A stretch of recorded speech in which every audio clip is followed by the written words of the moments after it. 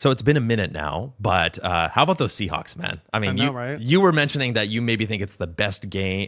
Maybe not the best game in Seattle history, but it's up there, right? The one that I just went to, Yes. the Niners game. Yeah, well, it was probably one of the most fun games for us because we whooped up on our, rivals, the 49ers.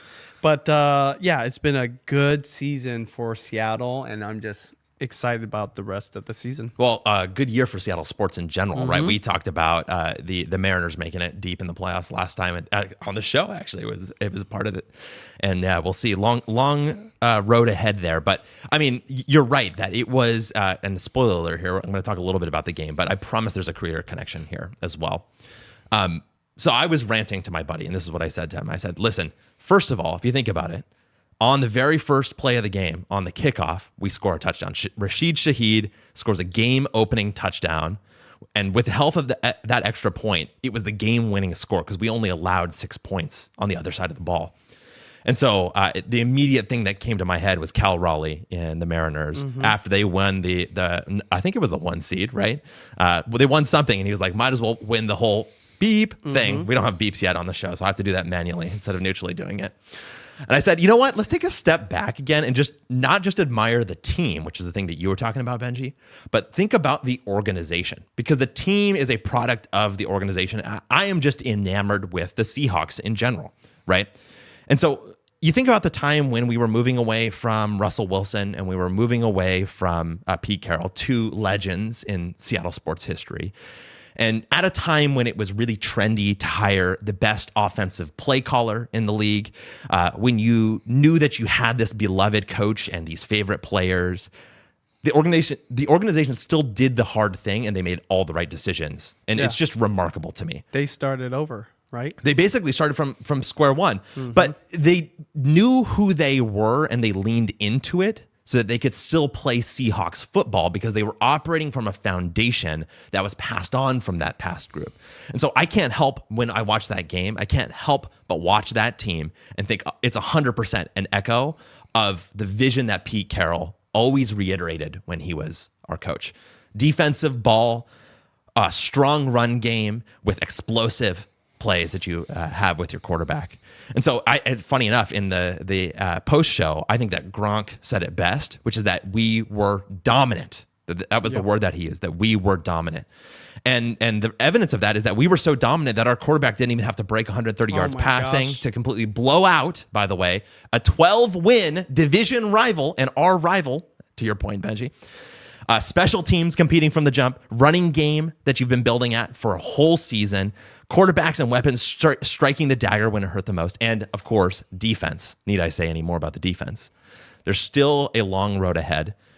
But the amazing thing to me is that, here's the lesson in terms of this team, which is that instead of going for what was trendy at the time, the Seahawks turned inward at a point where they were potentially at an inflection point, going down or going up. And they said, we know who we are, and we have to move on from what we had in the past in order to get there, but we're going to build on what we have. A stadium that's built for a defensive team, a strong defensive core drafted by our general manager and by a previous defensive coach, an understanding of who we need to go out and get for our coach in order to make that happen. And guess what? It's led to a success in his first 2 years of coaching, which is just a remarkable rebuild timeline. And so here's my lesson for creators, which is work with what you got. Work with what's in front of you. It's something that we have to preach every single time when we do a Vlogging Academy cohort, whenever we have students that we're talking to, whenever we talk to creators. Listen, if you only have 1 day a week and your iPhone, use those 2 things to make your videos, right? Take the breaks that the world gives you where you can. Take the dubs when you get them.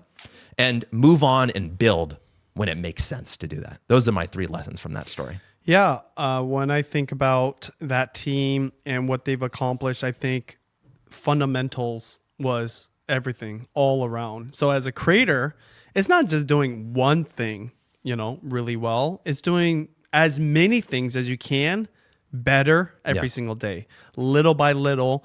And, I even just think about my journey as a creator. Obviously, huge jump start when Judy first started because there was just nobody doing it. But almost everything else that we did took a long time to like succeed at. Yeah. You know, like I think about what we did years ago when it came to our first live streaming experience, which was a 24-hour broadcast. This is even before New Chili's time. In fact, he was at the end of it, right? But when we first started doing our 24-hour broadcast for charity, it was called Dance Ember. We would dance for donations for 24 hours. At the height of it, you know, when we ended in 2018, we were raising like $500,000 a year. And we had a huge production. YouTube literally sent their live stream team to our house. We had our own live stream team. I mean, there's had to been like 10 to 20 cameras at any given time in our home. And we had 20 to 30 people helping. All that started with me and Judy and a laptop. Yes. Okay. And we raised that first year. We thought it was a lot. We had a goal of raising $3,000 and we raised $5,000. And it's funny because at the time we thought that was a lot. Oh, totally. We're like, whoa, it wow. is a lot. In 24 hours of us just like having our laptop open and talking to people. And we're grateful for the audience there, but we just like, hey, let's shoot for $3,000. We hit $5,000 and we celebrated. That was 2011, I believe. And I can't take full credit. There was other people in our life that were helping at that time, but very minimal. It wasn't even really a serious setup. Okay, we used Blog TV. Shout out to Doc and the Ecamm team. I don't know if you know what this is, but it's called Blog TV. That was the only live streaming platform that was online that let you bring in your audience, and you had different windows. And so from humble beginnings, we went eventually from 5,000 raise to 16,000 raise the next year. And then we did like, I think we made a huge leap. I think we might have raised like 50,000 the next year. And then we did the 100,000. You were there that year, right? Yes, I was, yeah. And that was a big deal. And then so on to like literally $500,000. We raised literally millions over the course of like over a decade or something like that. So the reason I'm bringing that up is it was all about the fundamentals, right? Even though we didn't have the nicest gear, we didn't have a nice laptop. We like things crashed all the time. It was just Judy and I. We didn't know what we were doing. We don't have any live streaming experience. That's the craziest thing. I didn't think that I was lacking anything. I was like, yeah, I'll just turn this on. I guess we're going to be live to our audience, but I didn't know what I didn't know. But we just did it, and we gave it our all. Effort is huge. It is huge. And then little by little, the fundamentals of live streaming, we started learning, and then that's what you see to this day. Yeah. I mean, you could say what you see here in my studio and the way we live stream is all from those humble beginnings. So just like the Seahawks, I mean, they had like rebuilding time, okay? Yeah. And I think that it's fair to say we were building off Pete's legacy, but now it's a new coach. But creators, I'm telling you, you can make amazing things happen. You can win at the highest levels, even if right now things are down and out or a struggle or are very difficult. I've been there. And the reason we talk about the Seattle sports so much is because there's been so many hopeless years where it's been devastating, depressing, and like just no hope. But guess what? We're here and we're about to win the Super Bowl, I believe. Yeah, I mean, just one other note on that, because this is going to be a theme throughout the rest of the episode, which is that one of the things that Mike McDonald, our coach, says often is old school principles, new school methods. And that is what this is all about here. Old school principles, new school methods. We are here with that 100% of the way. Now, before we get into the show, I want to do some follow-up, which is just to address what we talked about last week, which is I asked the question, is it Paddy Galloway that coined that term, packaging? And here's the little bit of a story that explains what happened. So Mr. Beast, we all know Mr. Beast, Jimmy Donaldson, was watching Paddy Galloway's videos, his video essays, explaining why Mr. Beast videos were successful in about 2019. This is before they really knew each other. He was just watching his videos on YouTube, of course, because they're YouTube nerds, right? And then later on, Jimmy messaged Paddy at 3 a.m. on Twitter, and in 2021 hired him for 6 months to work on what they called the packaging role. So it sounds like, and this is about the time where Mr. Beast, I think, was kind of really at a true inflection point in the business, was making the rounds in terms of doing media with other people, kind of explaining their business, explaining their process. And this is where you first heard Mr. Beast start using that word packaging. So you have to imagine that Paddy and Mr. Beast had that collaboration during that period where they kind of were a part of it together and had that word packaging come out. And again, for those who don't know, packaging is the title and thumbnail and everything that is clickable on the video before you start watching the video. So during his consultancy for Mr. Beast in 2021, Paddy Galloway helped formalize that terminology. And Galloway often defines packaging as what he says is the main source of ideas alongside internal and external factors, treating it as a distinct stage in the creation process that accounts for roughly 40% of a video's success. So that's the story of packaging. Nice. I'm looking up when I interviewed Paddy Galloway. I can't find it, but I interviewed Paddy Galloway, who is probably top 3 YouTube analytics experts in the world when he was still living in the attic of his parents' house. Man, I can't even find it. I have to go to it. It's so long ago, but it's just cool. Again, you want to talk about a very inspiring story. He was in the attic of his parents' house, nerding out about YouTube, making these videos where he's diving into why YouTubers succeed. And a fun little story, he was a rapper before that. I had no idea. Online rapper, and he had like rapping music videos or something like that. And now, not only has he worked with Mr. B, so he's no longer with them. Now he coaches some of the biggest creators and channels on YouTube. So, man, that's kind of the beauty of YouTube. It's still popping out, amazing talent, which I know that's one of the things we'll talk about, which is you never know who's going to be the biggest because they're probably starting their YouTube channel today. Literally. Before we get to that, though, one of the things that was a huge point of discussion in last week's chat was the mystery of the 1 million hour long video. And we got some feedback in the chat saying there's no way that that's real. We got some confirmation that the video itself, when you click on it, is actually only like 12 hours long. Yeah. It's not 1 million hours long. And we even got some feedback, again, to shout out Doc Rock again in the chat here, that, hey, we had a call with him and he was like, you guys, they just uploaded a thumbnail where they photoshopped it to make it fit that thing, to make it look smart. Like it's that long. Doc, this one's for you. I'm here to tell you, because you were making fun of me, that you're wrong actually about this. Sorry to say, Doc. If you go in, this is where my computer science background comes into play. If you go in and you right click on the video and you do the inspect element feature, which is the programmer's view into the web, and you hover over the little thing, you can see that badge is real on YouTube's page. And so it's kind of interesting to me. I'm like, well, what's going on here? How are they doing this? It's all about like how you save it, right? It's like the file format or size or something like that. Yeah, and I think that we'd mentioned it last week on the show, but I believe that it is a metadata hack that they have done. They figured out some piece of metadata that YouTube is reading to figure out how long the video is, and they figured out how to manipulate that, and they chose a interesting one that's really long, 1, 2, 3, 4, 5, 6, 7, and then they went on from there. But there was something else that I had a thought about, which was that you had thought, Benji, you're like, oh, well, why is this what kind of average view duration is this video getting? Why is it continuing to be recommended if people are just clicking and leaving because they recognize it's just a black screen? And I had a thought, which is that comment section was popping off. So first of all, I think that engagement was a huge part of it, right? If you're getting comments, well, it's an interesting video to YouTube's eyes, most likely, right? So that's one reason why. But also, if you look at the comments, I mean, people are scrolling through trying to figure out what's going on. So I bet you that video is playing in the background and it's just playing and playing while people are commenting.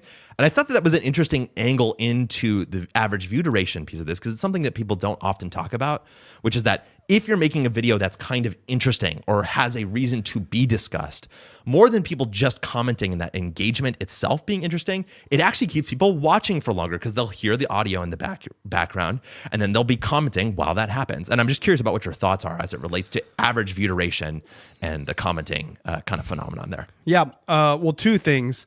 Whenever there's like an abnormality in YouTube, creators that are nerds like us are fascinated by it, kind of want to dig into it. Even the fact that Doc, one of our friends in the chat, said that so confidently, and then you go and dig in and then find like the actual, like truth about it.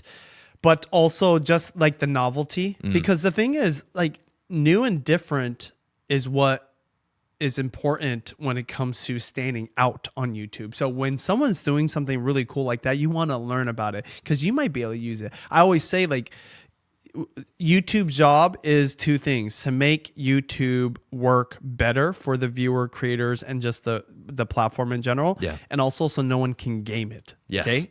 Because if you can game it, you ruin the first part. Oh, totally. So whenever there's someone gaming it, it's fascinating. But the second thing I think that's really important, and it's always been the case, but weirdly right now, I feel like it fell off for a while and it came back. The importance of engagement, comments are getting way longer. Yeah. My friend Matt, he has a secret vlog channel. That's just what I'm calling it these days, right? Because he doesn't promote it. It's not searchable like the way you would think it's searchable.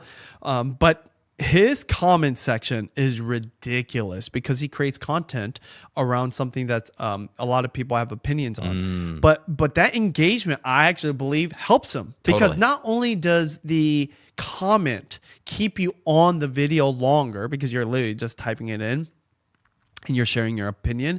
But two, if the creator responds to it, which I try to respond to as many as I possibly can, guess what? They might come back and see that. I don't know if it still pings you.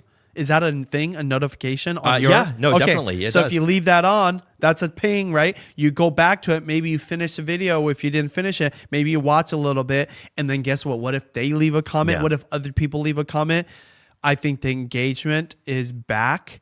And it's even more important because the viewing behavior is different now too. And that video that you're talking about is a good example where it's so long that you're hanging out. And, you know, I talk about Clubhouse a lot. It's a audio only kind of networking tool where you guys can chat for hours and have huge groups.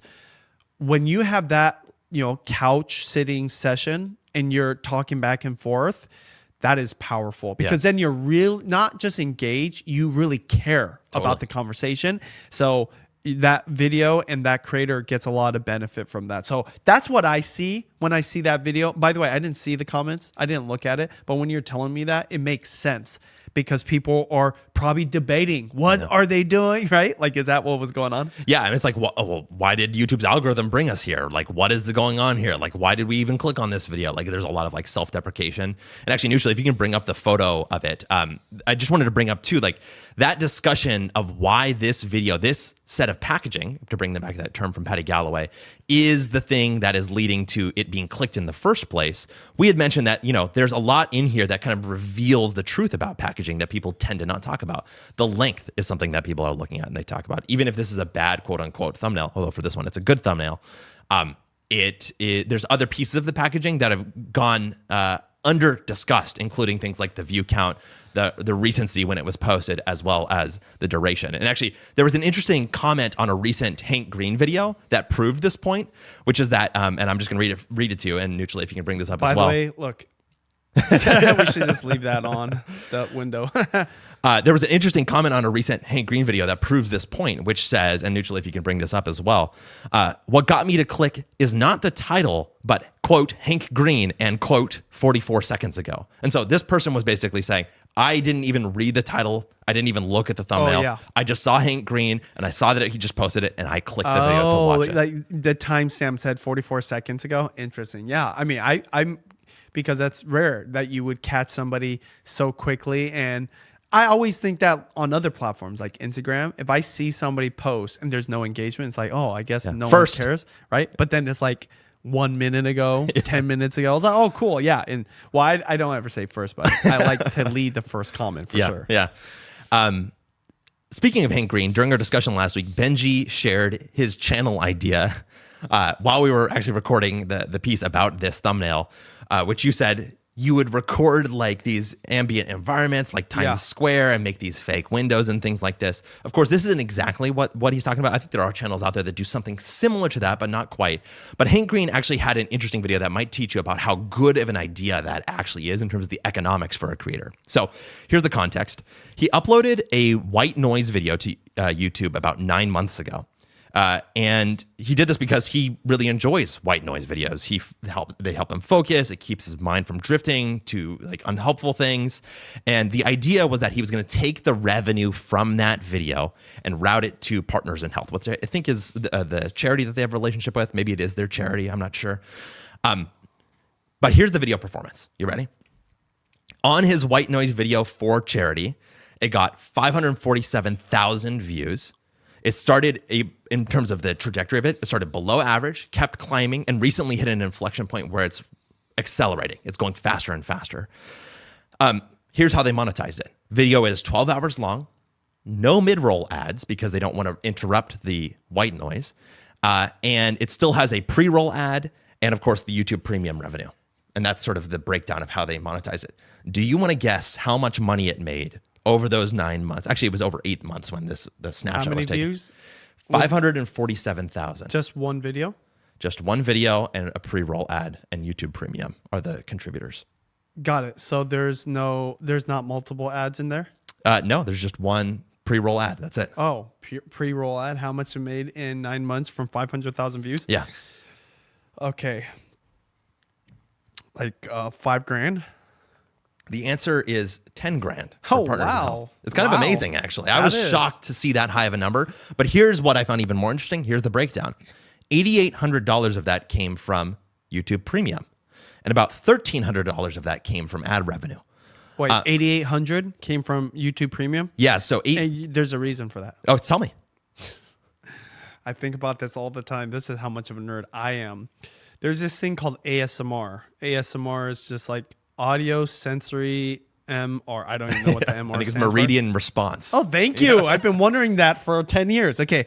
So then people like to listen to people's sounds. Okay. And there's a wide variety of ASMR, but there's nothing worse than watching and more so listening to ASMR and then an ad plays. Mm-hmm. It ruins the whole experience. Totally.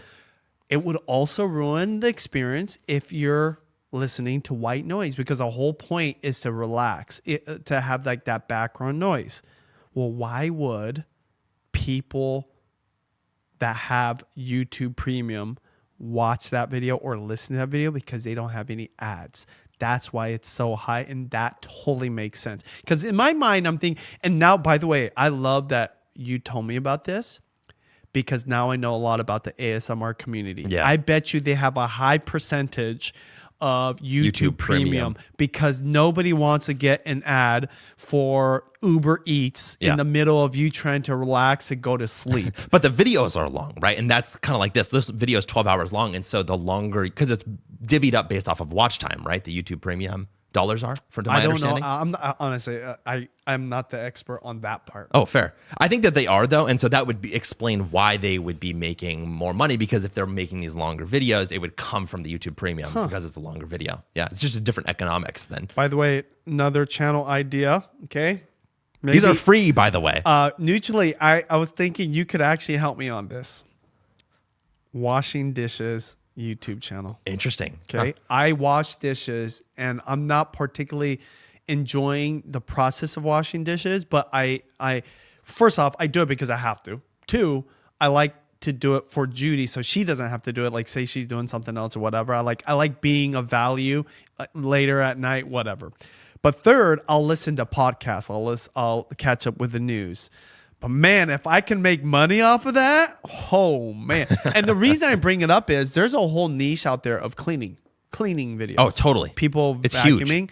So that's a video idea, a channel idea that I think would work. People just, and when I wash dishes, I still wash like I was working at a restaurant kitchen the way I was at a buffet. I used to be, so like the pots and pans and like trays and plates and forks, and I don't know, I have this whole process, and I feel like, you know what, this might be therapeutic to somebody. But it's not just me washing dishes, it's the sounds. the white noise of the water running. Yeah. Because I waste water. I just want you to know. I have the water going and I'm like spraying, but I'm doing this so quickly. So that's a channel idea for anybody. Yeah. But the thing is this, you don't want to just record. Like you have to really think about it. Think about the sounds. Yeah. Like where's the microphone at? What kind of microphone? Do you need like a filter on it?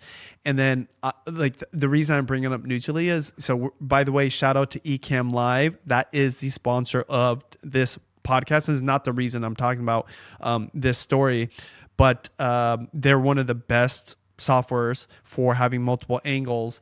And if you have multiple angles, what I would do if I had Nugely running this is literally have a close up of me washing dishes and then have one that goes out a little wide. Oh, totally. And then kind of like mix it up. Yeah. Because that's one of the things I see with these channels that are like DJs in their living room. It's just one angle. And I always wonder, what if you just change up the angle once in a while? Totally. Some people would like that variety. So washing dishes might be the next thing, Nugely on a new channel, secret channel. To close that loop, Hank is launching a new YouTube channel called Zondaria, I think is how you pronounce it, which is going to be all of these videos, all donated to charity. We have one more piece of feedback to get to, which is some feedback from an anonymous source who pushed back on your recommendation of a 30-minute long video. There was an interesting report that came out from oneof10.com. For those of you who don't know, One of 10 is kind of a play on a YouTube feature where when you post to YouTube as a creator, if you're in the studio section of the website, depending on how good the video is, according to the rank of the last 10 videos, at that point in time, it will give you a rank. So 1 of 10 means it's performing the best out of the last 10 videos at that point of time. 10 out of 10 means it's doing the worst out of the last 10 videos at that point in time. So 1 of 10 means your video is rocking it. They posted this interesting image that Nugely has for us, where they showed you the video duration and the length of the video in terms of the length of the video and the number of views that they found that those videos were having. And you'll notice a box around the middle there that said between 16 and 26 minutes, which is lower than Benji's recommendation of 30. So I wanted to start there, Benji. Tell me what your thoughts are about this when you saw this. And then also, I have a little bit deeper to go because I've got some more data. Okay, well, let me give context. Fancy, Nugely transitions. Let me give context when I say 30, okay? 30 doesn't just represent the length of the video. It's the psychology behind 30 that's important. You know the rule that we used to have in YouTube Secrets when me and Sean were first writing that and then coaching people is the video needs to be as long as it needs to be. Yeah. You don't want to arbitrarily just stuff it with random stuff just to make it hit a certain threshold. So when I say 30, that's not entirely like have it 30 right on the dot. The reason I say 30 is because you'll remember that number because that's how we arrange our day, which comes to the other part of it. We think about our days in 30-minute increments, right? Half hour, a whole hour, 2 hours, 2.5 hours, whatever it is. So 30 is just something to shoot for, but not necessarily arbitrarily like record stuff just to get to that number. For me, like right now, a video just went out and I think it was like 28 minutes or whatever. I'm not like, oh, how do I get to 30? Okay. Yeah. Now I will say of the top 3 videos in the last 12 months that have gotten the most views on my channel, they were all 30 to 35 minutes. Yeah.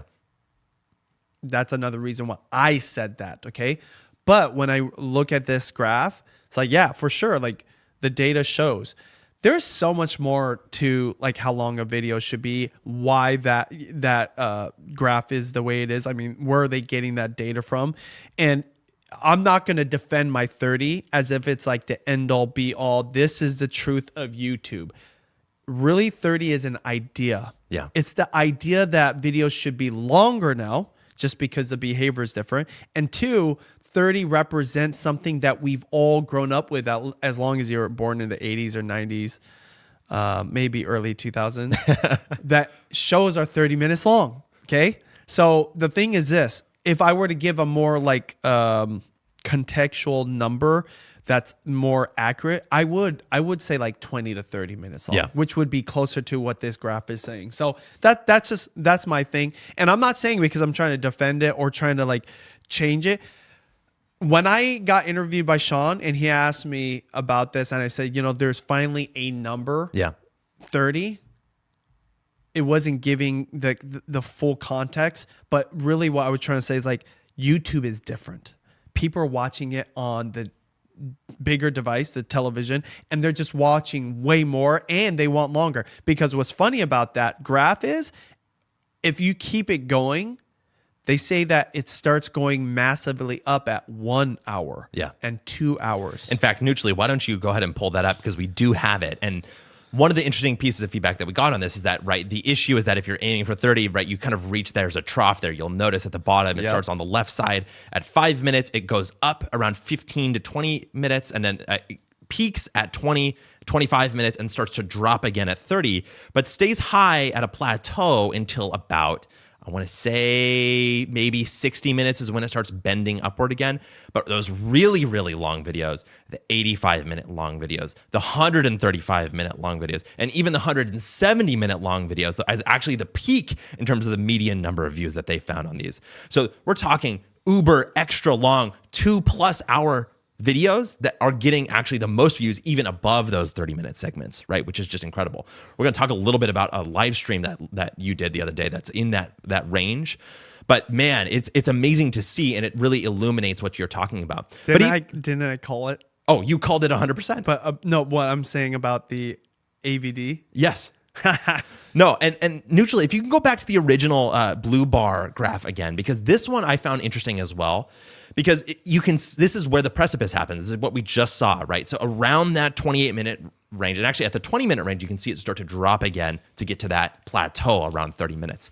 And I do actually want to defend what your argument was the other day, because more and more, I care less about views. Don't get me wrong, views are important. And I care way more about AVD and watch time, which is the things that we talked about. Average view duration, that's the average amount of time someone spends on that video, regardless of what the length is. Exactly. And so when you think about this, if you look at that graph again, you can see that at 20 minutes is where it peaks. And we said 30 minutes. And so think about the difference in length of those videos, right? Now, a longer video doesn't guarantee longer watch time, but it tends to correlate with longer watch time. I just experienced this on my own channel where I posted an hour-long video and I got the longest watch time that I've ever gotten before. This is something that you've almost always talked about with your channel, that to a certain point, the longer video you post, the longer the watch time What was the length of the AVD? Of my channel? Yeah. It's about 12 minutes. Okay. Yeah. On a 50-minute long video. So it's still in the like 20% range, but it's longer. So it shows you that there's still an appetite for these longer videos, right? But think about the difference between 20 minutes and 30 minutes. That's a 50% longer video. What does that mean? People are potentially watching for 50% longer. There's 50% more ads that are playing. There's 50% more time that they are spending on your channel rather than clicking around to other people's channels, right? But then you look at the view count on those things, and it's about 53,000 versus 47,000. That's only about a 13% increase in the number of views that you're getting, right? So depending on what business you're running, but depending on what your goals are, you can make an argument that there's actually more economic sense to make that 30-minute long video, because potentially you're getting more ad slots in that time period. And that, to me, is one that gets to the core of what we've talked about in 2025 and into 2026, which is that the length of the video is amazing because being driven by TV watching. And what's amazing about TV watching is that you're getting the advertising dollars that come with TV watching as well. You know what Nolan told me about AVD being high, but your view count being lower, right? Like say it's not performing like normal, but the AVD is crazy high. He says it could be a packaging thing. He says that it could be a title and thumbnail, not aligned, but the people watching, of course, this is a whole nother discussion of why a video wouldn't perform, but the people that do watch it for so long. Yes. Number one is they're your loyal viewers. Exactly. Okay, they just want to watch whatever you put up. They like you as a creator. Secondly, this is why long form is a huge hack. They just leave it on. Yeah. Okay, so if they're watching on the TV and it's background viewing, like that white noise video, they just leave it on. So guess what? Like, I don't know, like, you know, when it comes to like averages, it can be skewed by like the extremes. I forgot what you call it. You're a math guy, math teacher. Yeah. What do you call that? That's like skewing. Yeah, it's skewing the average, right? So people are just leaving it on. So what if my AVD set aside the people that leave it on would be way lower if it was just like people that are actively watching it or paying attention and making a choice, right? And there is a I think a huge third one that really helps to get that higher, which is they really care about the thing that is being talked about. Okay. I think part of it is like they also trust you as the person talking about it. So I kind of say that because are we going to get into my video now? Well, we have a little bit of a gap between the two, but we do. Because I really want to talk about this because I'm telling you my thought, because I had a follow-up like workout with Sean and we talked more in depth about that 30-minute mark, and I was joking how like he just uploaded a 30-minute video even though he's saying like it should be 26 minutes long or whatever. And I told you it all has to do with AVD. Yeah, and actually, there's one more graph I want to show before we get to that. This is a teaser for those of you who are watching the live or watching the replay. If you're watching after the fact and this is a clip, go ahead and click on the link in the description. We have a link to the other video where Benji talks about his live breakdown.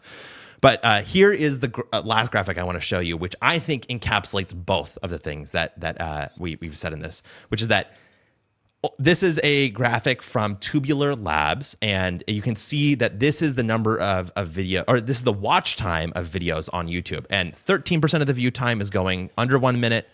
16% of the view time is going to videos that are between 1 and 10 minutes. 13% of the view time is going to between 10 and 20. And 57% of the view time on YouTube is going to videos that are 20 minutes or longer.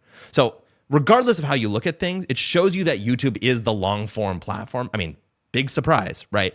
But it shows you that at least at that 20-minute mark is where things start to get really interesting for YouTubers.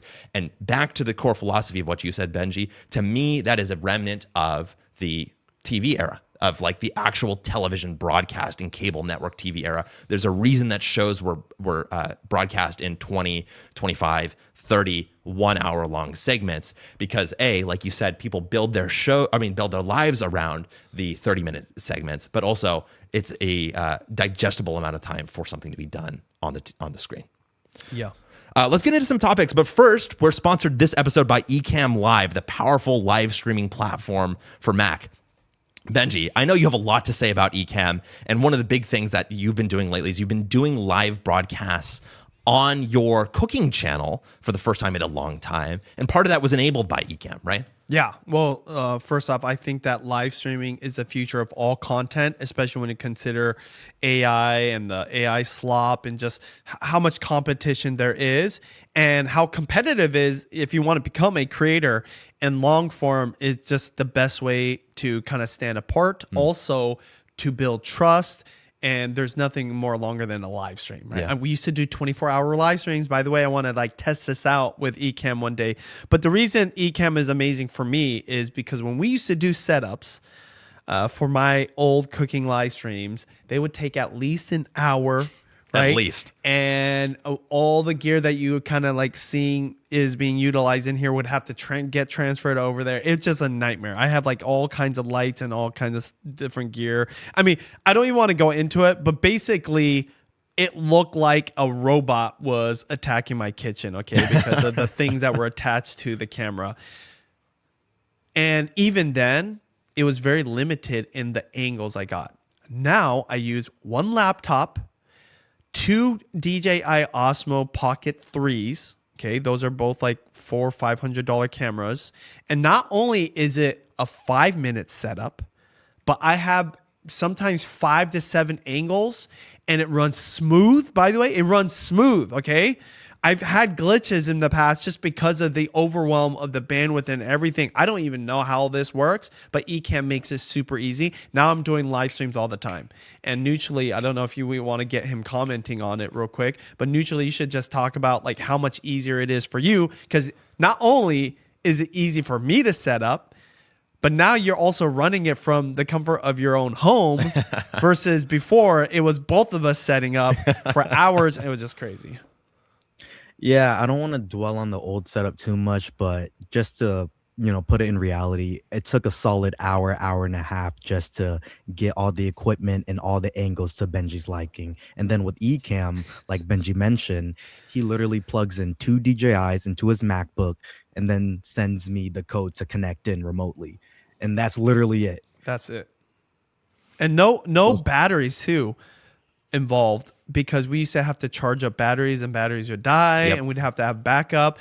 And so now, because the Osmos are plugged in USB-C, the laptop powers. It's just crazy. So I highly recommend Ecamm. I love it. We've been using other software at, like I said, all the way back to Blog TV days.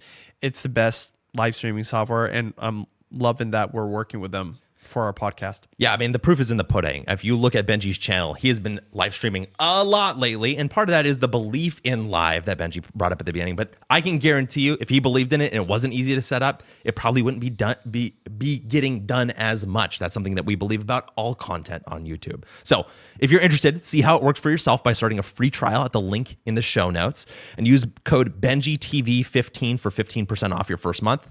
And they literally can't pay us to say this, but we've loved streaming with Ecamm on Benji's Food Lives. So go to the link in the show notes, start the trial, and use code BenjiTV15 for 15% off your first month.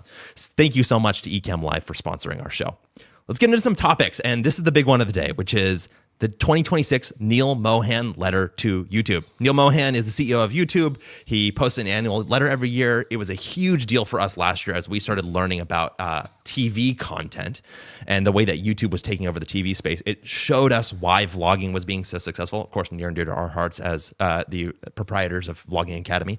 And this year, I would say it's a little more spread out in terms of his focus. Last year was all about TV. This is a little more spread out, but he's got some big pillars that he's planting for the future, because I think last year was such a big success. Any opening remarks before we get into each of the sections one by one?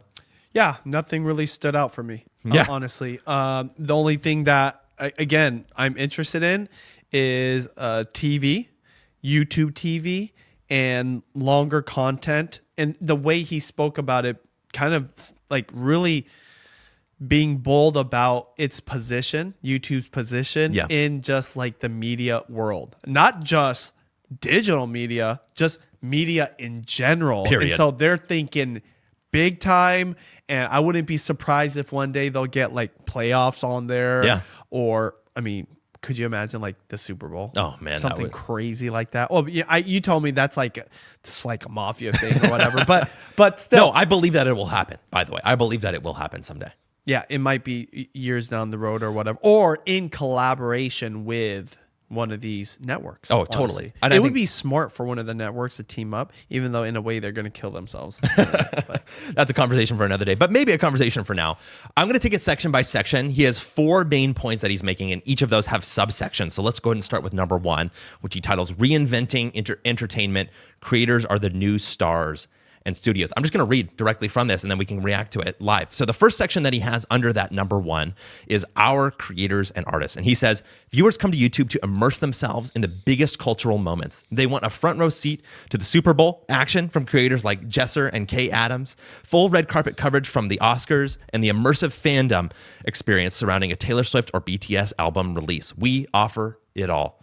YouTubers are buying studio-sized lots in Hollywood and beyond to pioneer new formats and produce beautifully produced must-see TV.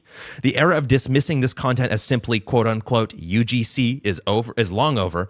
These are shows built by creators who green light themselves. Look at Julian Shapiro Barnum. His upcoming series Outside Tonight is the first of its kind late-night experience built for the digital age. When creators hold the keys to their own production and distribution, the only limit is their imagination. Yeah. Any thoughts? Well, I've always said that YouTube is a great platform, serving their creators and always thinking about their creators. But you know what's crazy? The last few years, I feel like maybe there's this transition of leadership and strategy, a focus on shorts as well as like TV. They haven't been that for a while. Interesting. In fact, I've seen. I mean, creators always complain about something, right? But I've seen more creators complain about YouTube in the last 12 months than I've ever seen it. YouTubers or short form creators that are trying to move to YouTube? No, long form. Interesting. Long form.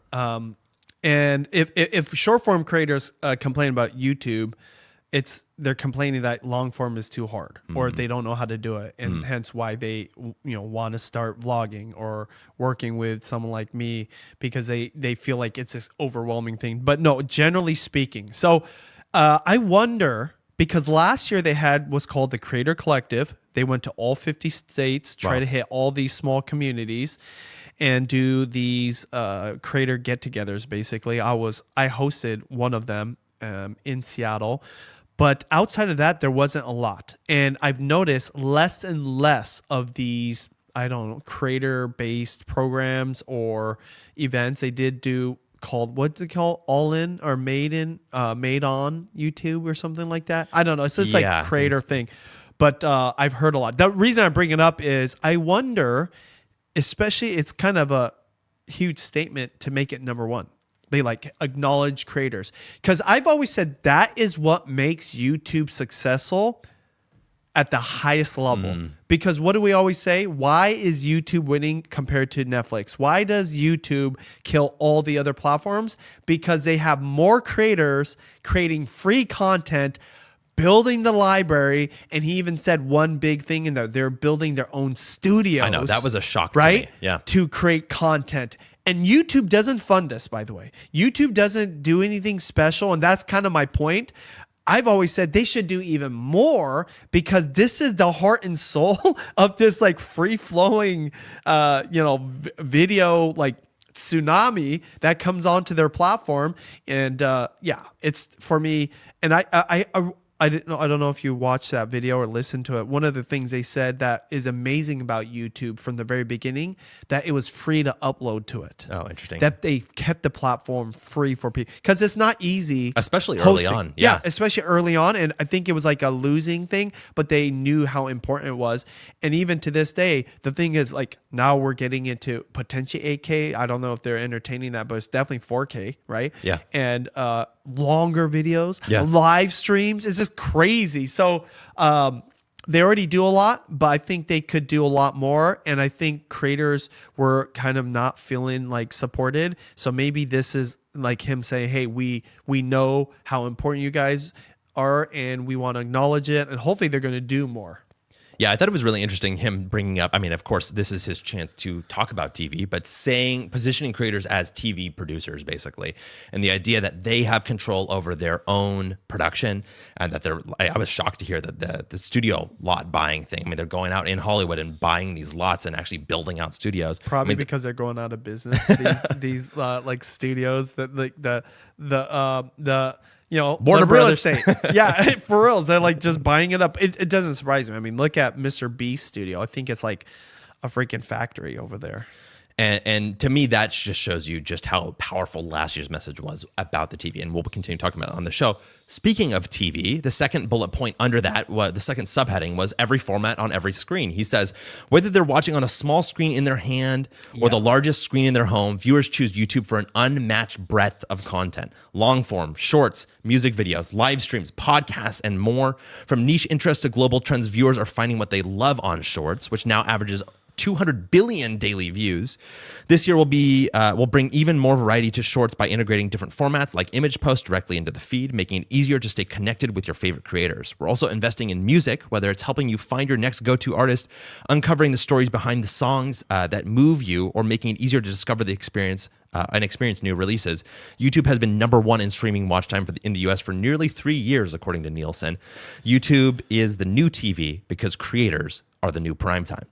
Ms. Rachel's 2 Children and Family Emmy nominations prove that creators are defining this next era of entertainment. It's a powerful start, but we need to see more recognition like this. Yeah, in terms of like awards and highlighting them on mainstream. Yeah. It's interesting. They still are competing though with old guard. I mean, like on the Oscars. Yes. Or even the Grammys. Do you ever see digital creators on there? No, because that's still the old guard that determine like who gets awards or whatever. And to be fair, maybe it just doesn't compete with Hollywood or those bigger studios. So when he says, "Oh, we will like them to be highlighted," it's funny because for the YouTube community, for like social media creators, is like the streamies. That's like our Grammys or whatever. Or the Webbies. Judy's been invited to that a couple times, but still, it's like puny, right? Only our community cares about it, but like the rest of the world probably didn't even know it existed. Yet YouTube and the creators on the platform represent like a lot of attention of people's day, you know? And so it is interesting that YouTube doesn't get its flowers and the creators don't get that recognition. But the point, right, of this section being that the breadth of content that YouTube has is unmatched. And I think this is something you and I have talked a lot about. Long form shorts, music videos, live stream, podcasts, and more is what he says. I mean, it's just almost unreal, the fact that they're competing on all these fronts. End to end, okay? When you wake up in the morning, you pop open your phone, all the way to when you're commuting to your work and you're listening to it while you're driving, to when you're escaping to lunchtime, you pop open your laptop, to when you get back home and you turn on the TV, every single device. And we have talked about this a lot because we, of course, love long form and live streaming, hence why we talk about vlogging a lot. But part of the reason why there's a lot of opportunities because they're going from one device to the next. Yes. Literally, they're going from like watching shorts on their thing to picking something they're going to watch in the car, and they transfer that. And especially if you're signed in or if you have YouTube Premium, it remembers where you're listening for. So it's just crazy to me because no other platform, no other streaming app has that behavior. And you should not, this is why, I mean, I should probably listen to my own advice. You should not sleep on doing other forms of content as well if you can. So you do shorts, right? You do the long form and potentially do live streaming. If you hit them all three places, you could create like super mega fans. Yeah, no, I mean, the thing to me is that the breadth that they talk about and the success across all those, they might not be number one in every single one of those, although they're number one in a lot of them. The breadth allows you to scale from beginning to end, from the smallest version of these things like shorts to the largest, which would be maybe like live streaming, podcasting, long form, and more. And to me, it also takes you from 0 viewers all the way up to potential Netflix shows that we've talked about in the past. And that's only possible because of the ubiquity that YouTube represents. And that's the shocking thing to me. And, you know, there's other things in here where they talk about like the nugget in there about them adding image posts to shorts, right? That's clear reaction to all of the other short form platforms that they're doing. But the fact that YouTube can get away with doing that, like what, 2 years late now, 3 years late now at this point, just shows you that they've got other fish to fry, honestly, at this point in time. And that's no excuse for them. They should definitely be on it better. I think shorts could be a much better product. But like, it shows you that they have other things that are driving the business, and that really all of these things allow you to post across any of them. Any final thoughts before I move on to the next sub point? I mean, I'm telling you, YouTube has so much more upside. So if you start right now, no matter what the format is, it's looking really good. Really, really good. The last sub point in that first section is YouTube TV, which is kind of interesting. So he's not talking about YouTube on the TV, but the YouTube TV cable streaming product that they offer. He says, building on our success in the living room, we're driven by the simple belief that TV should be easy. We'll soon launch fully customizable multi-view and more than 10 specialized YouTube TV plans spanning sports, entertainment, and news, all designed to give subscribers more control. YouTube has become the single best destination for viewers who want limitless ways to watch, and we're proud to build that very best experience for the next generation. I mean, I think that YouTube already is the TV. You don't even need YouTube TV because, like, when I turn on the TV, I just go to YouTube app. The YouTube TV thing is interesting because that's a whole nother service that you have to not only sign up for, you have to pay for. I did have it for a while in the very beginning. That's pretty good. I never used it though. Yeah. Nothing against it. But it's interesting that this year's distinction is YouTube was dominating on the TV in 2025 and being like the focus. And now they're like going back to like, hey, YouTube TV proper and kind of bringing that up.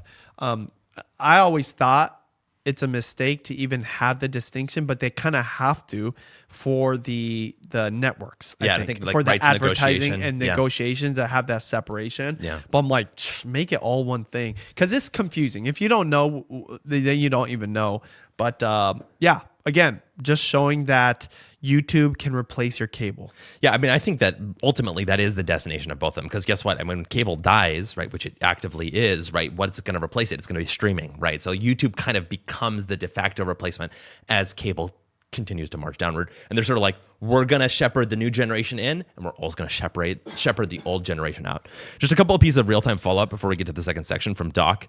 He mentioned that the 2026 Creator Collective is in Milan, and that YouTube supports 8K uploads and playback now, and that the studio awards are primarily politics, is his comment as well. So let's move on to the second piece here that he notes, and it's actually, I'm imagining, near and dear to your heart, which is building the best place for kids and teens. Yeah. I mean, you've had a hand in this in the past, but I'm going to read from his thing first, and then I want to hear your story next.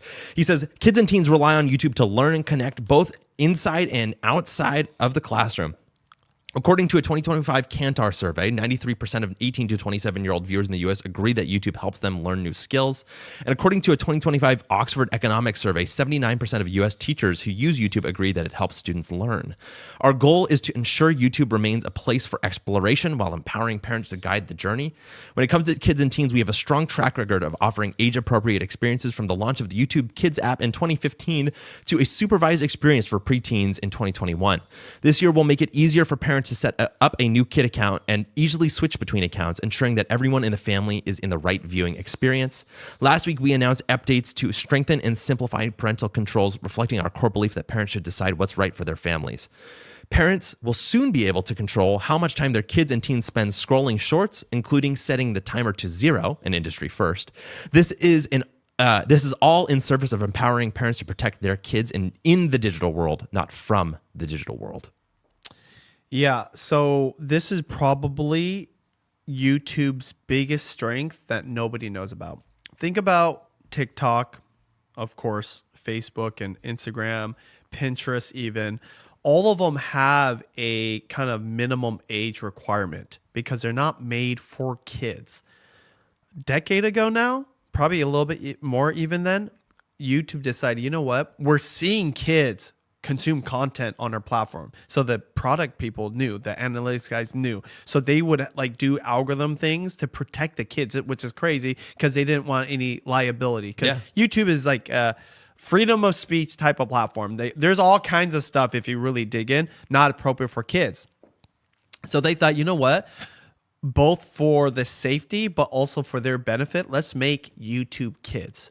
And the reason I know a lot about this is because I was on the parent panel that helped develop it, that like we were consultants in a way, or we were just like giving our feedback to the app, to the people making this new product. So it's called YouTube Kids. It's only for kids. Yeah. I think as young, I mean like really young, like toddler age, 5 to 7, 7 to 11, 11 to 13. And then after 13, they can watch regular YouTube.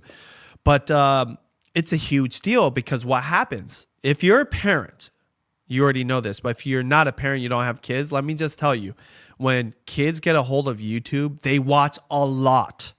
The biggest stars on YouTube are not Mr. Beast and all these other creators that are, household names. It is YouTube kid channels, okay? Blippi's one of them. And we're talking like, these aren't like, amateur hour. These are IP that's sold at $100 million and stuff like that, okay? Yeah. Anyways, so they watch a lot and they get addicted, literally, right? Like you have to kind of, and they have like products, or like they have tools to protect kids and help you manage your screen time. But they watch a lot of content, and guess what they do when they grow up? They want to watch more YouTube. There's no other app. Facebook, they have what's called Facebook Messenger for kids, but that's just a messenger thing. Yeah. It is crazy. The long-term strategy of YouTube Kids that they had to have known about, but even if it wasn't like a long-term plan, just the benefit they got, because you're guaranteeing that your platform, when they come of age and they decide how they spend their time on their devices, that YouTube would be the place. Yeah. So when he talks about this, my thought is, it's always a battle to make sure you protect kids. One of the things he talks about is limiting how kids can swipe through. I thought that was interesting, Shorts, right? yeah. On Shorts, because that wasn't a thing when YouTube Kids first came out. Yeah. And then of course screen time and whatever. But still, at the end of the day, like as long as they make sure it's safe, parents will love it. They'll let their kids, because no judgment here. Some parents let their kids watch as much YouTube as they want. And so they'll be on there. You want to talk about crazy AVDs? Actually, not really AVDs, but session time. Because kids, what they do is they'll watch something, but they get distracted and they go to the next thing. Yeah. But the session times can be crazy.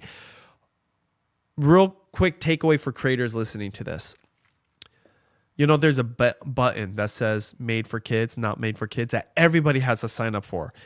Like 3 or 4 years ago, it was a big deal. People were like, oh, I don't want to sign this. I don't want to like press it or whatever. It's such a good thing, because if you do have content that's made for kids, you definitely want to hit it. It might limit you on some advertising because there's some rules around it. But that's like a whole audience that it's crazy the amount of views you get. But even if you press not made for kids, your content can still go to the YouTube Kids app. No, I didn't know. Reason I know that is because most of my creator friends are not kid content creators. So when my kids see them on their YouTube Kids app and they know that I'm friends with them, I'll tell them. And they're like, I didn't know like it was on there.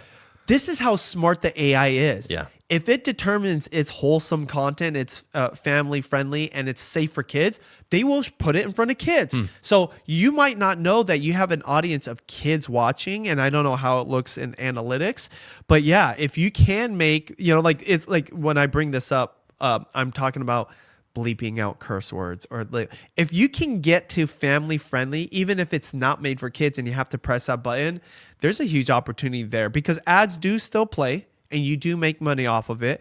And remember, as a kid becomes your fan, they grow up and they become lifelong fans, and there's a lot of opportunity there. But my thought is this: it's one of their greatest strengths that nobody ever thinks about except them and the other platforms that can't do that. Yeah, I mean, that last thing that you said is powerful, even outside of the context of just one creator, but the context of the platform, which is that getting, and this is what you led off this whole discussion with, which is that having kids get exposed to the platform early makes them YouTube viewers in the long term. And that means that there's a long life ahead for YouTube as well, most likely, right? And so to me, that it's fascinating that he puts this second in all of his things that he's updating about. Like, why YouTube Kids? It's so random, right? But it shows you just A, how many kids are watching YouTube, and B, how many kids will continue to watch YouTube as they grow up. Let's get to the third one, moving right along, which is titled... Third one or fourth one? This is the third one, yeah, believe it or not. Powering the creator economy. He dropped some numbers, $55 billion of GDP. But the first sub-point is more ways for creators to earn. For every idea a creator dreams up, we provide the business model to match.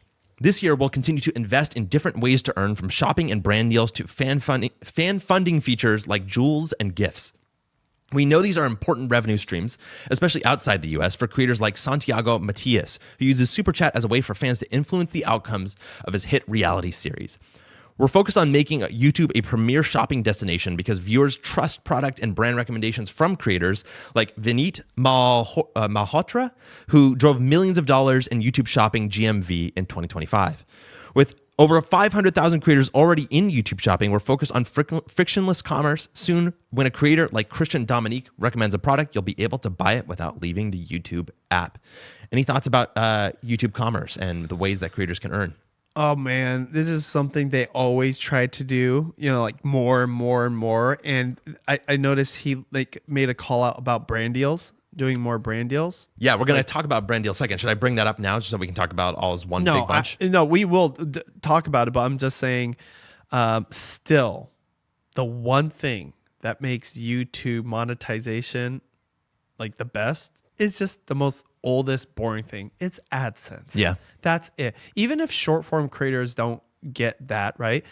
The majority of YouTubers that are long form, just it's such a huge benefit, and it's only getting better in my opinion, right? And no other platform can keep it up. I was just talking to a big creator today that was saying, oh, they're making a lot of money on Facebook, right? Interesting. And they're like, yeah, the checks are like coming or whatever, because Facebook is kind of turning on a switch right now for they went all in on Reels. Yes. There's no more videos now. It's all Reels. So what's interesting about that is you would assume they'd be doing the same thing on Instagram. Nope. I don't know why. Like, why don't you like create revenue? This is something that all platforms have done that's not YouTube, and Facebook is really known for it. They'll like open up the spigot for revenue for like a short time. It could be like as long as a year, but still like it's not consistent, and it's just always up and down. YouTube, steady Freddy, AdSense, it's the craziest thing to me because it's the thing that is the least exciting, but can be the most long-term lucrative if you do it right. And that's why long form is the way to go, including live streaming, because, you know, ads play, which I didn't know a lot of ads are playing on my live stream. So I might need to change that. Yeah, I mean, one of the interesting things too here is, right, that the one place that short form can kind of compete, in my opinion, but only to a certain degree, is on brand deals. And he talks about that in the next subhead, which is accelerating brand deals. He says, brand partnerships are critical, so we're making it easier for influencer marketing agencies and brands to find and hire creators and execute successful campaigns through our Creator Partnerships Hub. We're also giving creators new tools to make these partnerships successful, like the ability to add a link to a brand site in the shorts or swap out a branded segment once a deal concludes, transforming back catalogs into recurring revenue streams. We're committed to building the most diversified economy in the world, one that turns a creator's unique vision into a sustainable global business. Yeah, they want to tap into those brand deals because it's the only ad revenue they can't get, right? Because obviously they had AdSense, the commercials that play on your videos. But I think so much more money is probably made for the creators for sure on brand deals than anything you could make on AdSense. So they want to get into it. This goes way back. They bought up a company years ago called FameBit. FameBit was a brand. And actually, me and Sean got sponsored by FameBit in the early days. It was one of our first sponsors for video influencers. Wow. And so years later, YouTube buys up FameBit. And FameBit becomes Brand Connect. And Brand Connect was their brand deals wing. And they actually shut it down. Like they got rid of everybody, like dismantled it, and it came back as a digital thing and was connecting all through automated software and like a platform. AI. Yeah, it was a platform, and now I don't even know where it's going. So yeah, I'm interested, but with that swapping, with that, what do you call that? The dynamic ad insertion. Dynamic ad insertion. It'll be interesting to see what happens, but yeah, brand deals, especially for long form, is going to grow on YouTube. Yeah, I mean, you and I have a bet going about whether they're going to take a cut of those ones that you do the dynamic ad insertion for. And I said they are. You said they are. I say that they're not, but we'll see because it's still not available to most people. Let's get to number 4, the final point, which is supercharging and safeguarding creativity, the most contentious one. I'm just going to read it from under there, and I'll read the first subhead, which is that for years, AI has been the quiet engine behind our most important innovations, like recommending the next video for you to watch or helping us keep violative content off the platform. To build on this momentum, there are 4 areas we must get right in 2026. The first of which, he says, is the new creative frontier. Just as the synthesizer, Photoshop, and CGI revolutionized sound and visuals, AI will be a boon to the creatives who are ready to lean in. On average, more than 1 million channels used our AI creation tools daily in December. This year, you'll be able to create a short using your own likeness, produce games with a single text prompt, and experiment with music. Throughout this evolution, AI will remain a tool for expression, not a replacement.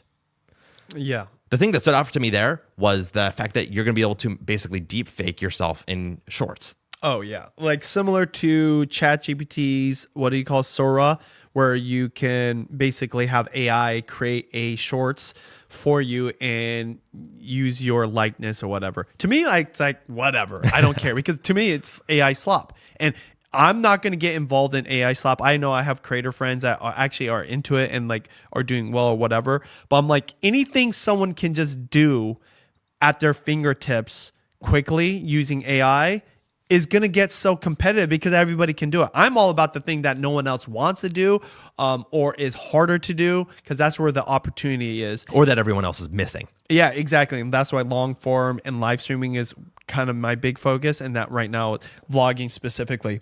But the thing that actually stands out to me when it comes to AI and YouTube is how many creators are using AI and you don't even know it. Yeah. So it's one thing to do the AI slop, Sora-like videos for YouTube Shorts, and even like full AI like thumbnails. So when you think of Mr. Beast thumbnails, they look like AI.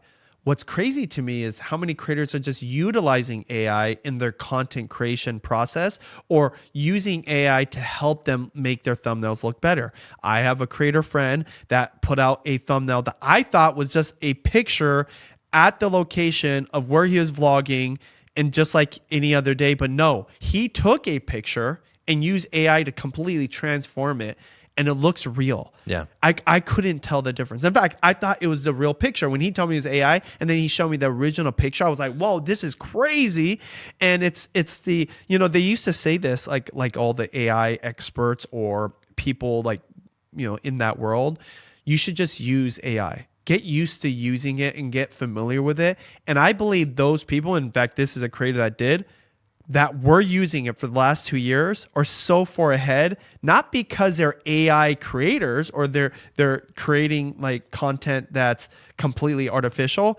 It's because they know where it will work. Yeah, they're putting a little extra sugar in it, just like a restaurant might, right? And you go there, you're just putting a little extra sauce, little tiny bit. Yeah, and so that to me is what's fascinating, that AI is so good. Nano Banana is so like advanced that now I can't tell. I know, like, it's funny. I talk to people and they say, how can you not know?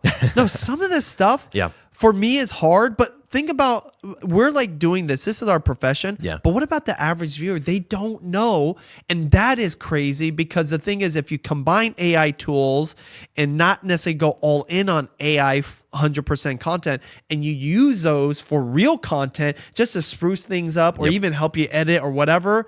And I've seen, like, Judy, my wife, did a live stream, and then the YouTube AI tool popped out a shorts from her live stream, which was like an hour and a half. And that YouTube shorts got 100,000 views.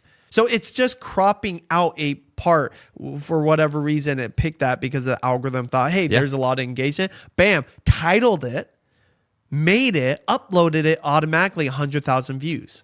And you're on the same wavelength as Neal here, because the next thing he talks about is AI transparency and protection. So he says it's becoming harder to detect what's real and what's AI generated. This is particularly critical when it comes to deepfakes. We clearly label content created by YouTube's AI products, and creators must disclose when they've created realistic, altered, or synthetic content.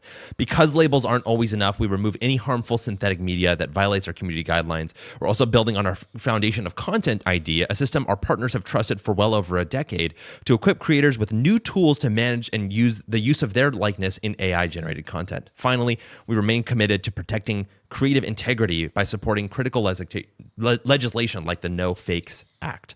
So he's getting at what you're talking about too, which is that this is a rapidly evolving landscape, and the level to which AI is being used and the ways in which it is being used is totally varied and all over the place and at all levels. And so YouTube doesn't even really necessarily know how to react, and they're just saying, we're kind of building in the infrastructure to start taking action when we start to have a better framework for how to approach it. But already we're working to kind of manage the usage of other people's likeness as just a place to begin. I said the reason long form and live streaming especially have a leg up on AI is because, Nano Banana can't make like a 15-minute video. When will AI be able to make a 15-minute video? I don't know the answer. I think it's going to be a while because of the nature of the infrastructure and the way that the architecture of AI video generation happens. Now, it depends on what you mean by make it.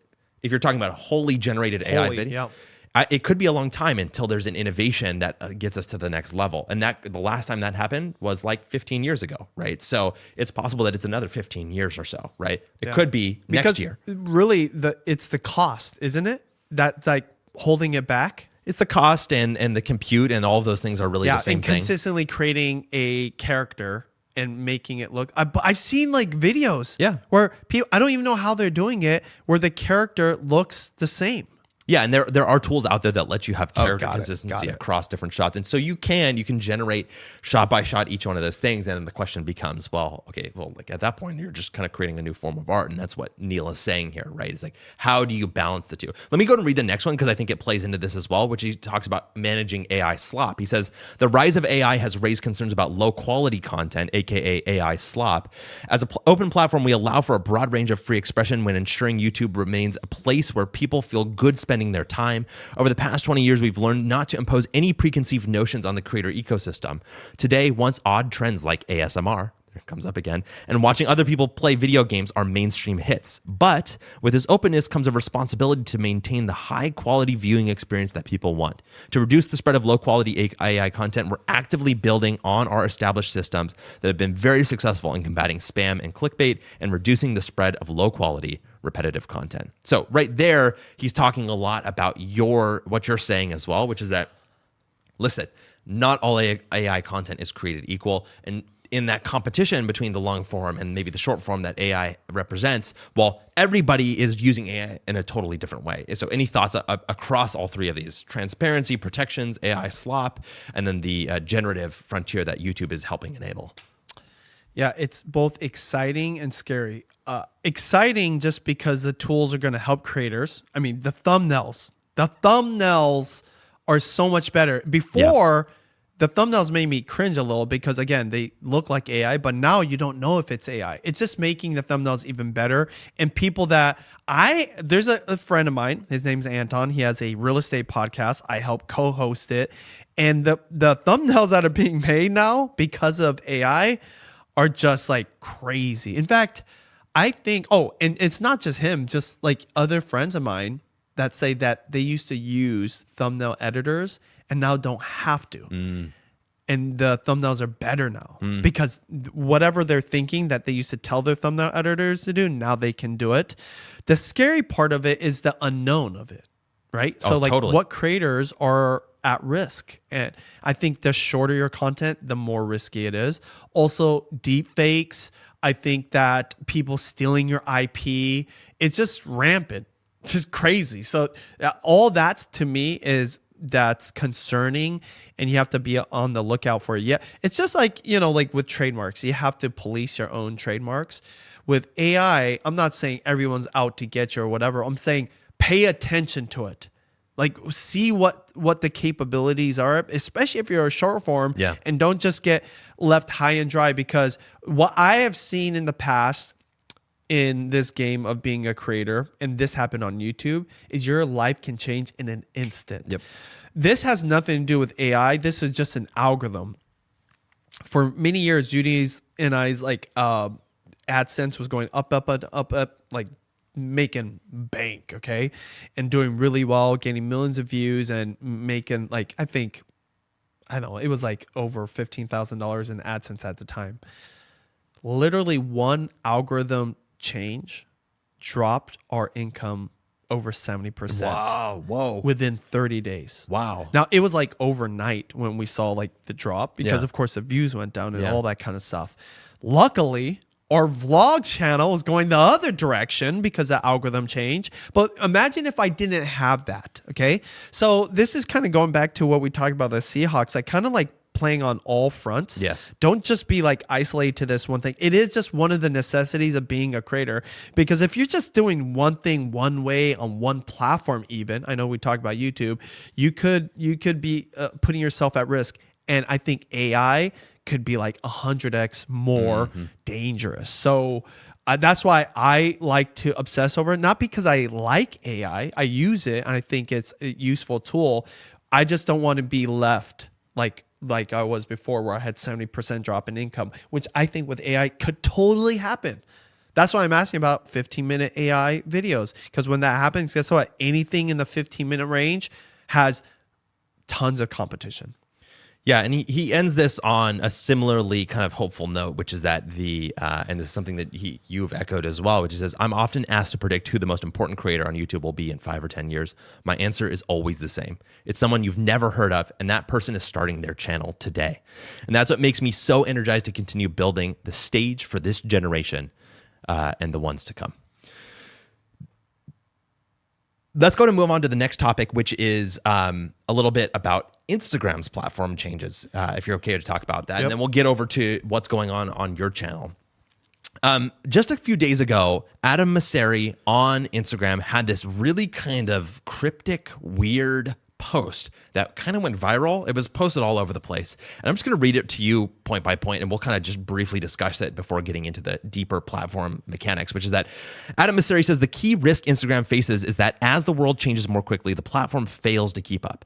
Looking forward to 2026, one major shift: authenticity is becoming infinitely reproducible.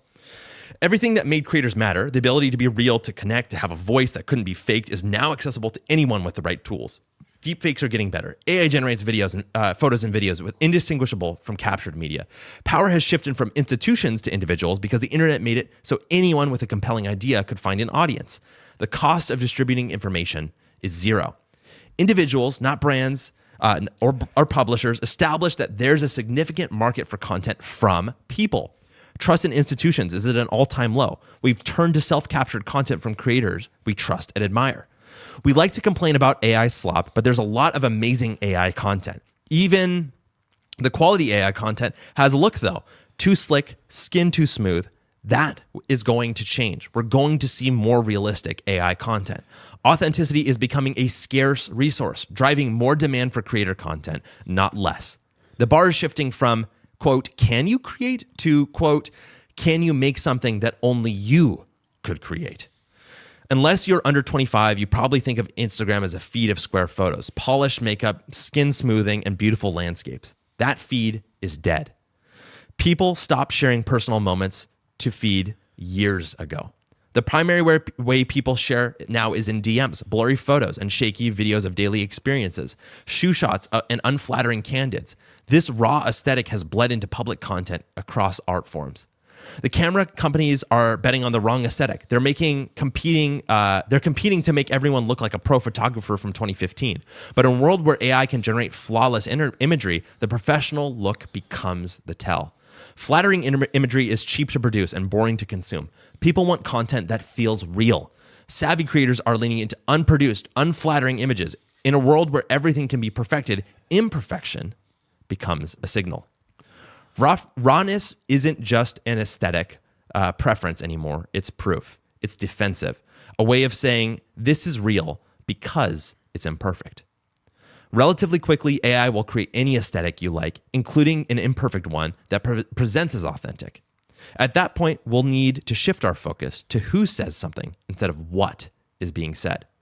For most of my life, I could safely assume photographs or videos were largely accurate captures of moments that happened. This is clearly no longer the case, and it's going to take us years to adapt. We're going to move from assuming that what you see is real by default to starting with skepticism, paying attention to who is sharing and who is sharing something and why. This will be uncomfortable. We're genetically predisposed to believing what's in front of our eyes. Platforms like Instagram will do good work identifying AI content, but they'll get worse at it over time as AI gets better.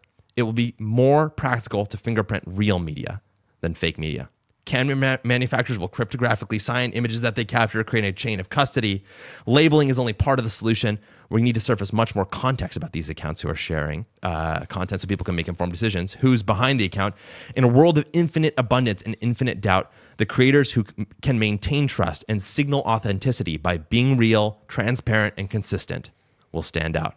We need to build the best creative tools, label AI-generated content, and verify authentic content, surface credibility signals about who's posting, continue to improve ranking for originality. Instagram is going to have to evolve in a number of ways and fast. And that's where it ends it. Sorry for the long screed there. Jeez. It was all over the place. It's crazy. I mean, he was there just going at it. That's Adam Mosseri last week in quote feed, or actually at the end of last year in Feed is Dead. I'm curious about what your thoughts are on that because he hits on a lot of the same things we just talked about. Well, there is so much there, but the things that I recall that did stand out to me is his comment on professional-looking photos or polished-looking content, how that's a thing of the past. One thing that you're seeing a lot of right now is carousels of photos. Interesting. Of course, videos as well, too. But the latest one that I just did was the 2016 trend, which you're part of it. Yeah, I saw that. And the reason I bring it up is that I don't even know how that became a thing. I wonder, neutrally, is that something people have been doing lately? Like at the beginning of the year, they'll show like 10 years back. Like, was there a 2015 one in 2025? Yeah.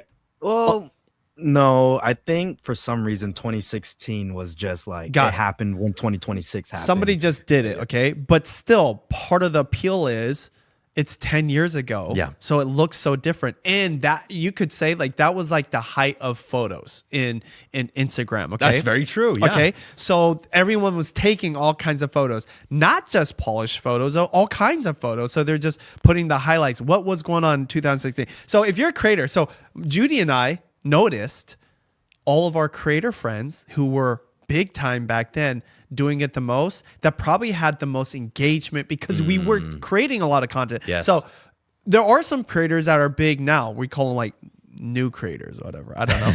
That had some old school photos, but guess what? Their audience has no context with those. With us in 2016, we were definitely doing it full time. December, 24-hour live stream. There's just so many epic photos. So why I bring it up, I think there's a return to nostalgia. That's been a thing. And also, because it got so competitive at the highest levels of quality, there is something novel about it not being like perfect looking. So very true. So 2016 kind of represent that in a way, but you've been seeing this more and more. You know, another thing that's been coming back is just posting photos again. Number one, it's almost like a protest to just everything being video. reels. Yeah.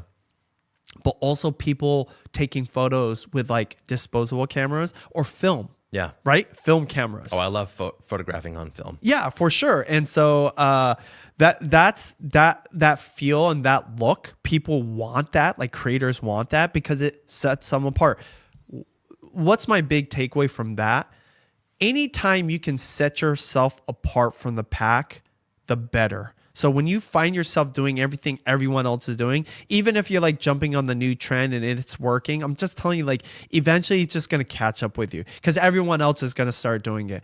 It's better to kind of be like the rebel, be like the outsider, be kind of the loner in content. And I think this is one of the best ways of putting it. Matt Broussard, my friend, he's a chef on YouTube, one of the biggest food creators. He says, be like a bird. When you see a bird on like a branch outside your window, it's singing, it's chirping, whatever. It's like not doing that for anybody. It's doing it for themselves, right? And he says, be like that with content, even if nobody cares. There's some magic in that because you have to just be creating for yourself. Now, I'm not saying like just don't care that you got 0 views forever, right? Like you want to be there. But what I'm saying is you need to do something that isn't like that's super famous or that's going to hit on the algorithm or whatever. And what's funny is the return to nostalgia is kind of that. Like somebody did that and thought, oh, I'm going to, and became the whole trend. And that's why AI, interesting enough, making everything look perfect. I actually think just putting yourself out there.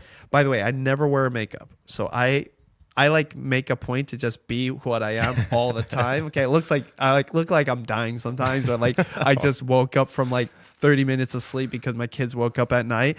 I want to look as normal, real, and just like unpolished as possible for a reason, because I know with AI and filters and on top of makeup and looking good, the more authentic you look, the more relatable you look, the better. Yeah. So that was what stood out to me. And then 2, the fact that he was so all over the place, and Instagram as a platform has been all over the place, and they're saying, oh, people are going to watch Instagram on TV, but then they're like talking about reels and all that kind of stuff. I am just telling you, it is a great time to be a long form creator on YouTube. That's what I get from that. I know I'm super biased from it, but it's just like Instagram is very difficult to rely on as a creator. It's just all over the place. You could say the same for the algorithm on YouTube, but again, people are building trust, and there's less people willing to do longer content and do live streams. On short form, especially with AI, it's just getting harder and harder. And that goes for TikTok and YouTube Shorts. The benefit of YouTube Shorts, though, is you can migrate over to long form. You can start building your profile there, and it's not as hard to move them to the longer videos because it's You're on the same app. Yeah. I mean, let's talk about that a little bit. It brings us to the film room, and you are a true believer in live streaming. It's been a theme of this show.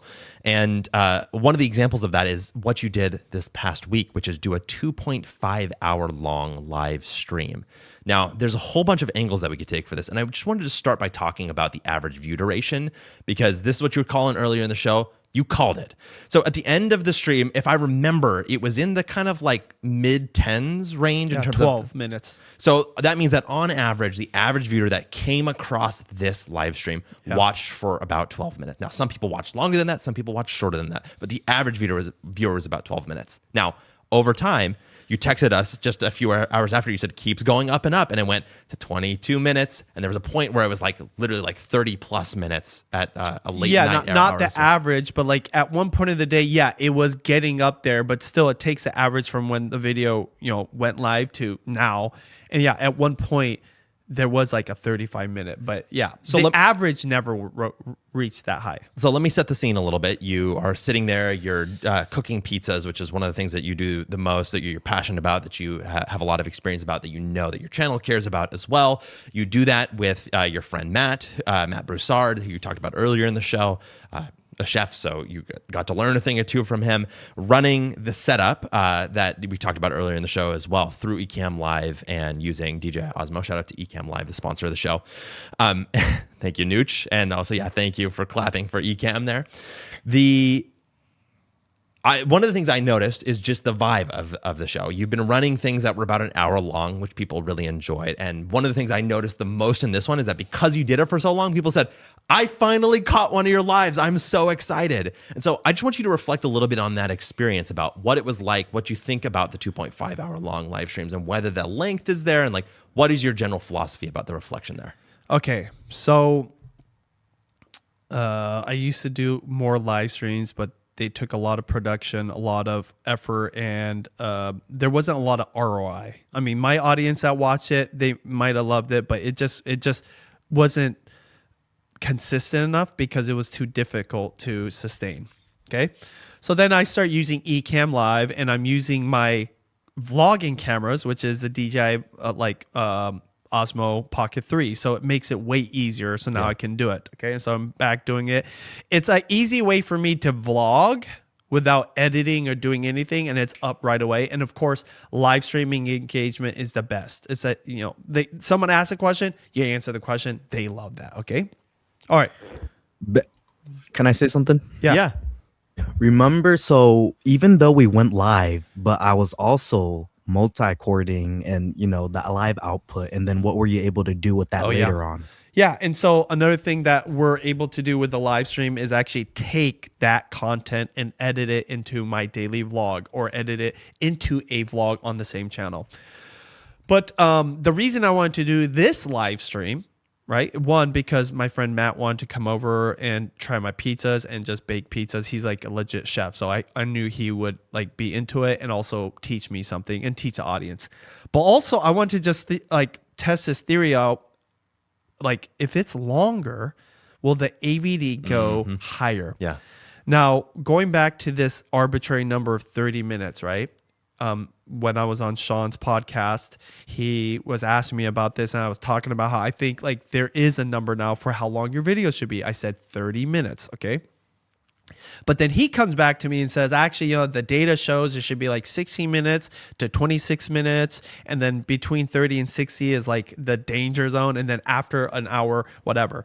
And my takeaway from that was like, actually, there is something to the 26 minutes because my AVD has never gone over that. So even if my vlog is 50 minutes or an hour and 15 minutes, it never goes over that 26 minutes. Like, what are the chances of that? Okay. What are the chances of that?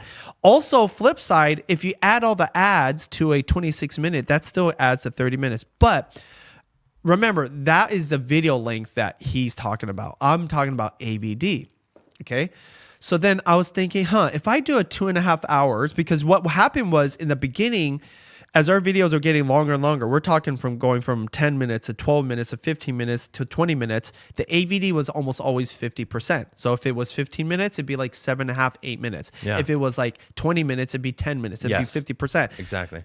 Until like it didn't go up to that 50% mark. And what was that point? Yeah, that point was around like 45 minutes. 45 My minutes. 45-minute length videos, it would top out at 18 and 20 minutes. So I was just pushing it, right? So I did an hour and 15-minute vlog, but guess what? Never the AVD, the average view duration of that 1 hour and 15-minute video never went over that 26 minutes. Interesting. Even my wife, who did a mega vlog once, that didn't even go over that 25-minute mark. So when I was doing this thing, I was like, I wonder if this will prove this number of 26 minutes. And it kind of did. Yeah, right now it's at 2302, by the way. 2302, which it was a little higher and it's gone back down. My point is this. That's a 2.5 hour video. You would think that it would have maybe like an hour AVD, right? 50% would be 1 hour and 15 minutes, but no, it's not. It's like 26 minutes.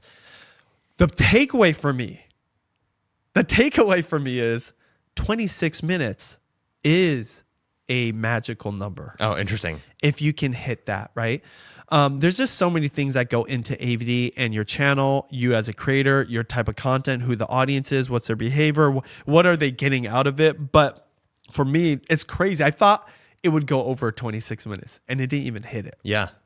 Now, I wonder if it was even more lively live stream, if there was like more preparation. Because, me and Matt, we were just kind of like casual about the whole thing. It wasn't, when I say perfect, people that do run of shows usually knows those kind of, like producers have like B-roll and breaks and music and all that kind of stuff. It might be more entertaining, more engaging. This was very casual. It's just literally me making 6 pizzas with Matt for 2.5 hours. Okay. But still, I thought, man, it would be over. So that's what I'd say. That for me, I'm like, this is what I would say. There's no point in going over 1 hour live stream for me right now. Interesting. Huh. For me right now, unless you value the engagement of the people. But I just told you, the average view duration of the people that jumped on was actually shorter. Yeah. Why is that? It's because they're stumbling onto the live when it goes live. And then hopping off. By the way, though, this is only true short term. Because you know what would happen if I do this every single Tuesday at the exact same time?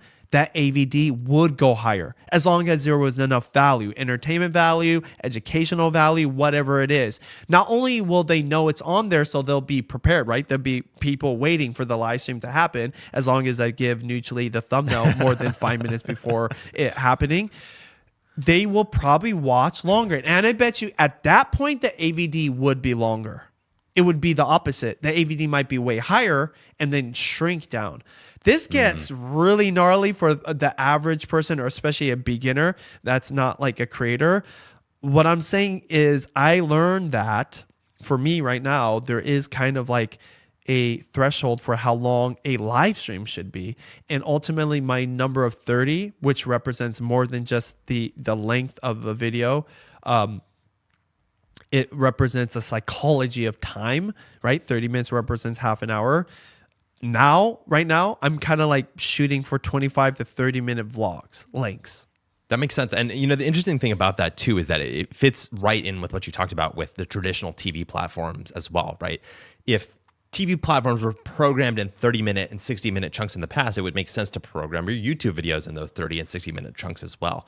Obviously, there's more granular data that we talked about earlier in the show that might lead you to make other conclusions, and I don't think that data is wrong per se, but it speaks to really the bigger trend, which is that people are watching YouTube not just for long-form content, but for like mega long-form content that are hitting that 30-minute and 60-minute range. And so to me, I guess the takeaway that you've brought up is that you are going to continue programming your live show now in that 60-minute increment, and that your vlogs actually end up being edited down to that 30-minute range as well. And what Neutrally was talking about in terms of editing those things down, it becomes even more powerful too, because you're using the same cameras that you use to vlog. You can cut it down and make it more choppy so that your vlog audience can tune into it more. It's dynamic. My vlogs, if you've ever seen my cooking vlogs or even my shopping at the grocery store vlogs. There's so many different angles because I'm just vlogging as I go. Well, the reason you couldn't cut down my live stream into a vlog or even just a video, because it was just so static. Yeah. There was one wide angle and one close up. And sometimes I might like force the camera on the gimbal or whatever to get like the next shot. Now, because by the way, I didn't talk about this, the Osmo using Ecamm Live can have preset angles. So like the camera, it's the freakiest thing to see a little tiny Osmo gimbal with that little camera, if you know what it looks like, move on its own. Yeah. It's moving because Neutrally is controlling it, but the point is it's preset. So it, like from a creator standpoint, in terms of editing, it gives you more angles. So that's crazy. And then one thing I did on this last live stream is I actually moved the camera. Yeah. It's on a USB-C cord, but still it's light enough and it's mobile enough for me to just move it around. So there's all kinds of angles. And then also we added the mobile angle, which was actually pretty good. It was really good. So man, of course we keep shouting out Ecamm Live, but also just the components needed to do a live stream is getting so accessible. And then YouTube, I don't know. I'm everyone says I should do Twitch. I wonder, I'm going to make a bold statement. I think YouTube will take over live streaming. I think so too. Actually, I'm curious about your closing thoughts, just generally speaking. So I want to turn that over to you. But before you do that, I would say the same thing, which is that like I'm very excited about YouTube live streaming right now. I think that they're making an investment in it. Neal didn't really say it a lot in his letter, his annual letter to YouTubers this year, but I mean, geez, the more and more that we've been doing live streaming, both on this show and on your show, the more it makes sense to me that you can take those live stream moments and cut it down. You can clip it up. You can do these kind of like mega clip farming that you do for your vlogs in a lot of ways. And also, it's just kind of an unusual thing that AI is having a harder time produce to Adam Mosseri's point earlier in the show as well. And so I don't know. What do you have any final thoughts before we close out here about generally the state of the creator economy? Because we've covered a lot of ground today. Yeah, well, the big topic today was the CEO Neal Mohan's report. There was a lot of attention on it because last year's was such a big deal. Last year's, you could just summarize in like a few words. YouTube dominates TV and long form viewing, period. This year, not that eventful in my opinion. The only thing that was majorly different is that AI, I think was significant, but it's like whatever. It's like part 2 of last year. That's kind of how I looked at it. And the more broader context of YouTube and longer form and live streaming, I'm just telling you, get good at being on camera, but not being like a Logan Paul and doing challenges or pranks or whatever. And you don't have to be like a Mr. Beast and create a stadium where people are, competing against each other. You don't have to do crazy stuff. We talked about a white noise channel working, okay? There's people that just vacuum their living rooms. And Gary Vaynerchuk, he's kind of like becoming the oracle of all this stuff. You know what he said last year when he said his prediction is 2026? He said it's the year of live streaming. People just doing something very normal and live streaming it for 1, 2, 3 hours. I actually have to give him credit. That was what pushed me over the edge to do this with Neutrally. Neutrally is the guy that runs my production. He said that. I was like, huh. He's like, yeah, a dad's going to be out there. This is exactly what Gary said. A dad that cooks for his kids is just going to set up a whole bunch of cameras and then just freaking live stream it and people are going to watch it. And I'm actually doing it. Now, my views compared to what I've done in the past or maybe other food creators, whatever, like my live stream got 5,000, but it's growing. It keeps growing every single week as it gets a little better, as I'm tweaking this and that. And so just to show you that Gary is right, rewind to 2011 when he wrote the book, Crush It, his original book that was like the Bible for creators back then. He would give all these different ideas. One of the ideas was, he said, you should start a real estate channel if you're a real estate agent. I did, and I made 7 figures from that channel. That's a whole nother story. He said, tea is the next coffee. you should do like a tea show. Guess what I did? Tea Tuesdays on my food channel. I had so much tea sent to me. It was ridiculous. I just stopped it. This sounds stupid because I had too much tea. I couldn't drink it. And it was just like overload. I don't like to throw away things. So I stopped doing that. Okay. And I think there was, the other thing he called out, QVC on YouTube.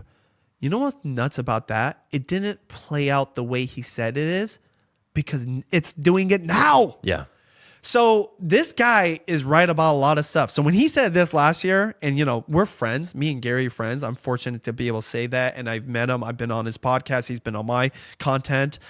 I listened to him. Okay. And he said live streaming is here. And he also said like a shopping live too. So when he said that, I did it. And guess what I'm saying is, so if you know me and you want to know like what I'm thinking for the next 5 years, it's live streaming, and I'm beginning it right now. Like right now, I'm known for vlogging and food vlogging and long form content. That the seed I'm planting. The reason why I'm working with Ecamm is because even though the in real life thing was a big deal in the last like 3 to 5 years with Kai Cenat, I Show Speed, I feel like those guys are like the pioneers. They're like the Logan Pauls. I'm more like, what about the dad that isn't as cool as them, like me, doing live streaming, and it's finally here. All the technology, all the gear, and even the demand is there. And that demand was the foundation was laid from YouTube being on the TV. So I'm telling you, start doing live streams, even if it's for fun, even if you're the bird that's chirping that no one's paying attention to, because one day someone's going to pay attention. And the people that do it the best and do it consistently, and guess what? I've told Neutrally, if I could do it, I might do it every single day. Those are the people that will build loyal audiences that trust them, that literally wait every day till you go live. This is real world, what is that? The Truman Show. Yeah. I'm telling you, it will be game over. And you already saw it being done with Kai Cenat, I Show Speed. If you don't know who those are young people that have killed it in the creator world. But I'm telling you, normal people will be able to take advantage of it. And why it's so significant? It's the number one competitor and crusher of AI slop, which is going to grow and it's going to get better and people are going to want to watch it. But this live streaming will be real and it'll be a human and it'll be what people crave to watch. That's opposite of all that. On that note, great thanks to our sponsor, Ecamm Live, the powerful live streaming platform for Mac. You can learn more about Ecamm Live at the link in the show notes. And our thanks to the students at Vlogging Academy. Thank you so much for listening, and we'll see you next week.